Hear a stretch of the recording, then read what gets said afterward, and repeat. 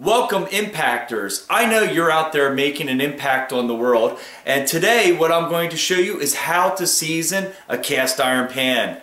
My wife and I recently really got into cast iron pans. I'll tell you, once you start cooking with cast iron, you're going to be hooked.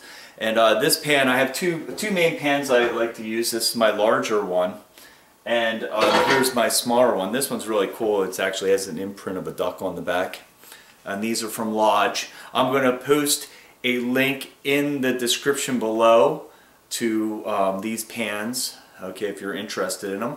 First, we're going to just really scrub out this pan with a sponge. I'm using the rough edge of the sponge, okay, just to get it, any additional stuff off of the pan.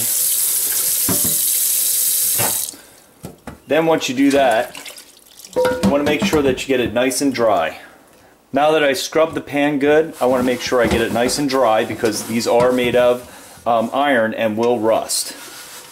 Now we're going to add a dab of oil. I'm using canola oil. You can use many different types of oil. Flaxseed oil is good. Canola oil. I use vegetable oil sometimes. You just want to take it and really buff it into your cast iron pan. Now, you don't want to do too much. You really want to buff this in so there's not a lot of oil on the pan. And we're going to do this on the whole pan. So I'm going to get a little bit more in here. If you leave too much oil on the pan, it's going to make a sticky coat in the seasoning. So we want to make sure we're just going to get the whole thing. So I'm going to turn it over. So you're going to get a sticky coat on it if you do too much oil. So what it's better to do is to buff it with a thin coat,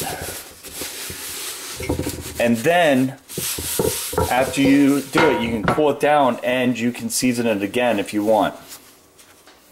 The oven is set to 400 degrees, and then we just take, I like a drip pan, so you can either use aluminum foil or I just use this old drip pan there.